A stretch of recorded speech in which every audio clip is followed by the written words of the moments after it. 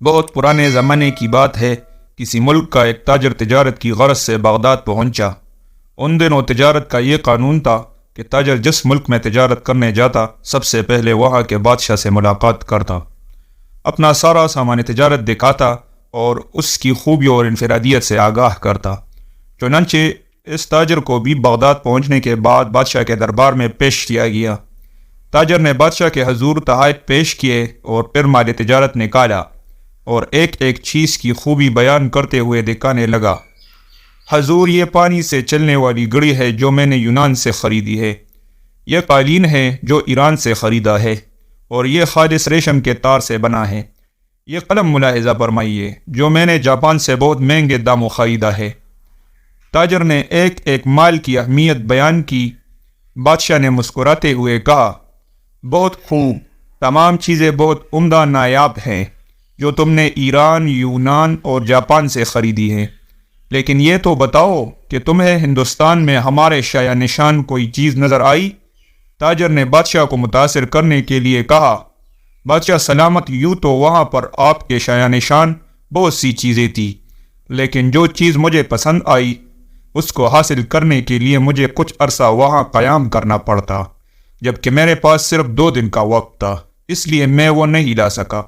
بادشاہ نے کہا، بھلا وہ کیا چیز تھی؟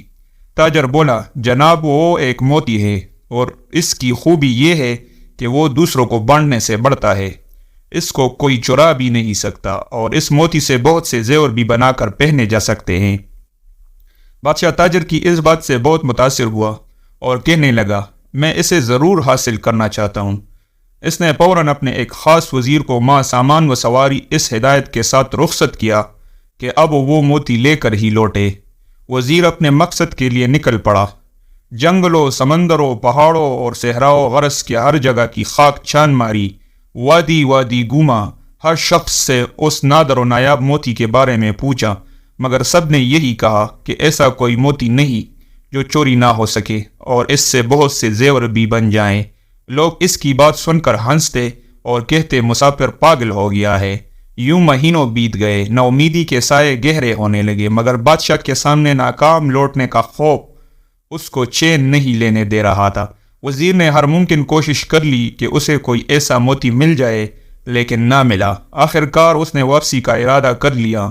وزیر اپنی ناکامی پر زار و قطار روتا جنگل سے گزر رہا تھا۔ رات خاصی بیت چکی تھی اور وہ تھک بھی گیا تھا۔ ایک درخت کے پاس آرام کے ارادے سے لیٹا ہی تھا کہ اسی لمحے ایک روشنی اپنی جانب بڑھتی نظر آئی۔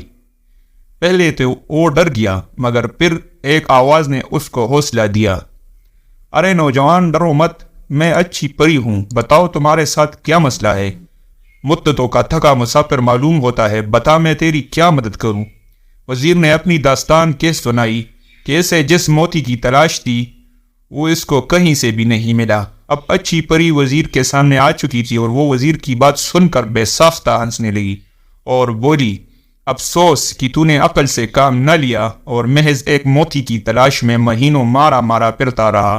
وزیر بولا، اچھی پری، میں تمہارا مطلب نہیں سمجھا۔ پری بولی، بھلے آدمی، وہ موتی دراصل علم کا موتی ہے، لیکن تو اس کی ظاہری شکل کو تلاش کرتا رہا۔ علم تو ایک ایسی شے ہے جسے ہزاروں نام دیے جا سکتے ہیں، کہیں اسے پلدار درخت کہتے ہیں تو کبھی سورج سے تشبیہ دیتے ہیں اور اس سمندر بھی کہا جاتا ہے، لیکن اسے کوئی چرا نہیں سکتا، لیکن اس سے زیور بنانے والا صفت؟ وزیر نے حیرت سے پوچھا۔ پری نے مسکراتے ہوئے کہا، علم کی بہت سی صفات ہیں، تم اس موتی کی صورت کو کیوں تلاش کرتے ہو؟ یاد رکھو، ہر شے کی تاثیر کا تعلق اس کے نام سے نہیں بلکہ اس کی اندرونی خوبیوں سے ہوتا ہے۔ اسی طرح علم بھی ایک نایاب موتی ہے کہ جس سے یہ حاصل ہو جائے وہ اس سے ایسے ہی سج جاتا ہے جیسے انسان زیور پہن کر سجتا ہے، اور اسے کوئی چرا نہیں سکتا، بلکہ یہ تو بانٹنے سے بڑھتا ہے، گھٹتا نہیں ہے۔ وزیر بڑے غور سے پری کی بات سن رہا تھا اور بالآخر قائل ہو گیا کہ واقعی علم ایک ایسا موتی ہے کہ جس کے پاس ہو وہ دراصل دنیا کے سب سے قیمتی زیور کا مالک بن جاتا ہے۔ وزیر نے پری کا شکریہ ادا کیا، جس کے بعد اچھی پری وہاں سے غائب ہو گئی۔ اب وزیر بہت خوش تھا اور اپنی کامیابی کے گیت گاتا اپنے ملک کو روانہ ہو گیا۔ وہاں پہنچ کر اس نے بادشاہ کو علم کے موتی کے بارے میں بتایا اور سمجھایا تو بادشاہ بھی پری کی بات کا قائل ہو گیا کہ صرف علم ہی وہ موتی ہے جسے کوئی چرا نہیں سکتا۔